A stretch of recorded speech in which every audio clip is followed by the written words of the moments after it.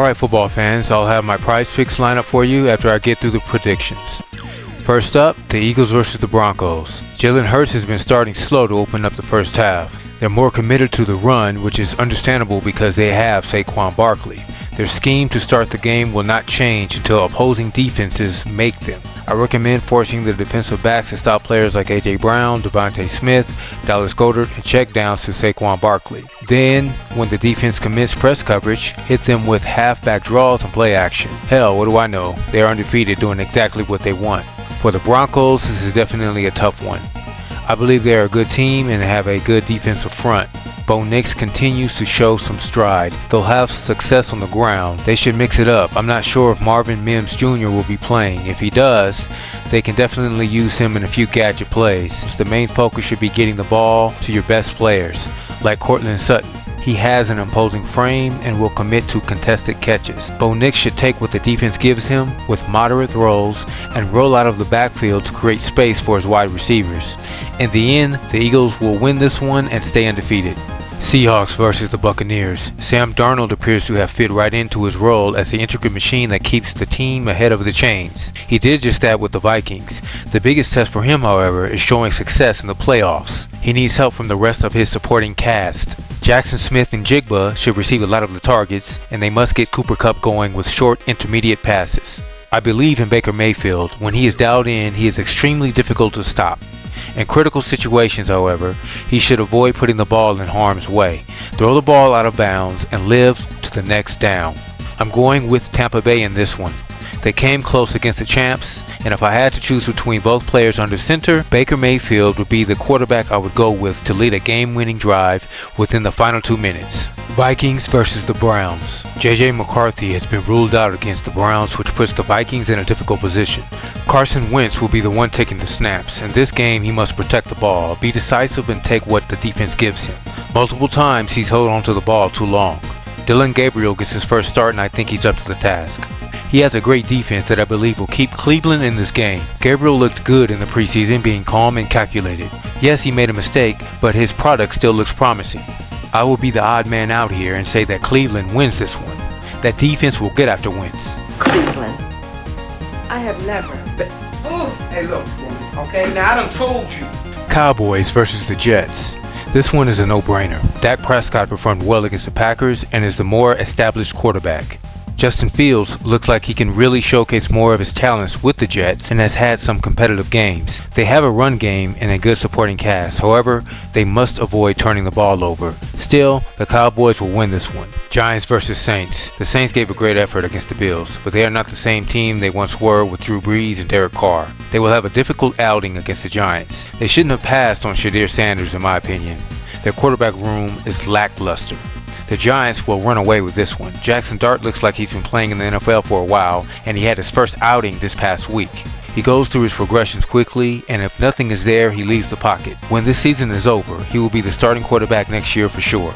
Raiders versus Colts. This is a difficult one because I've always rooted for the Raiders ever since their time in Los Angeles and Oakland. As long as they did not play the Rams, I wanted them to win. That is not happening this week. The Raiders' Achilles heel has always been their general manager. 1 minute, they'll put together a good team with a great quarterback and wide receivers. Then they'll release the majority of the team and start all over again. Al Davis, rest in peace, was much like Jerry Jones. On a side note, thank you, Jerry, for helping the Rams get back to Los Angeles. However, they interfere with a lot of what happens on the field. Leave that to the coach, my guy. It's going to take Pete Carroll some time to rebuild. Geno Smith does not have a lot of help. The Colts are legit and look good against the Rams. They probably would have won if they avoided those boneheaded plays. If you were to look up professional football's all-time bonehead plays,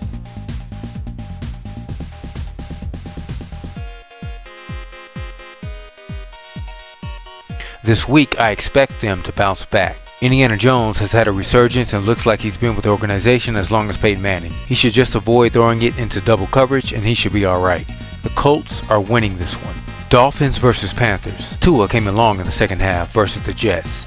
He has been a touchdown machine recently and looks to be more poised. Bryce Young's biggest challenge is keeping up with the offenses that execute effectively. He struggles when trying to mount a comeback. He will have to keep up with the Dolphins this week.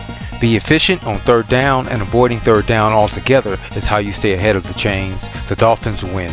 Texans versus Ravens. Barring no mistakes from CJ Stroud, the Texans will win this one.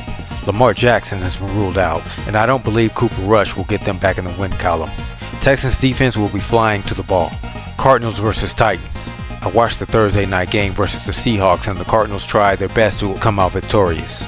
They get the job done this week. Kyler Murray and Marvin Harrison Jr. will finally get in rhythm. That means the Titans will remain winless. Cam Ward has shown flashes, but he has not completely settled in. They should provide him with more weapons.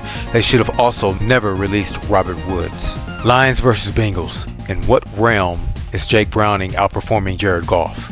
He will be a deer facing headlights against the Lions defense. The best bet will be the run game and to get the ball to Jamar Chase. There is that argument of any given Sunday, but Zach Taylor will not be out scheming Dan Campbell, regardless if he's from the McVay coaching tree. Lions run away with this one comfortably. Commanders versus Chargers. This will be a fun game. Jaden Daniels is expected to return. However, I don't believe the Chargers will drop 2 in a row. They're still feeling some type of way after losing to a rookie quarterback. That means it will be the Commanders who end up losing 2 in a row. Bills versus Patriots. Division games are always tough, and this will be a tough one for the Patriots. The Bills own this division. The spanking will continue this week. Got the Buffalo Bills and the Bills' 3 sons. Chiefs versus Jaguars. The Chiefs have had a slow start. If they play like they did against the Ravens, then it will be a long night for Jacksonville. However, I think this game will be more competitive. The Jags look good against the 49ers, but it's a tall task to beat San Francisco and Kansas City in back-to-back games. Chiefs for the win. Alright, here's my lineup for Prizepicks for early Sunday. I've got Bo Nix for more than 27.5 pass attempts. He will be forced to throw against Philly. Next is Jalen Hurts for more than 0.5 passing touchdowns. Drake May for more than 0.5 passing touchdowns. Lastly, James Cook for more than 0.5 rushing touchdown. Patrick Mahomes for more than 31.5 passing attempts. Trevor Lawrence for more than 29.5 passing attempts. Travis Etienne for more than 76.5 a combined rushing and recovery yards. And lastly, Xavier Worthy for more than 58.5 receiving yards. Alright, that will do it, folks. Till next time. Woo! I got it. Please, stop. Yes, please stop. Oh my God, he's still going.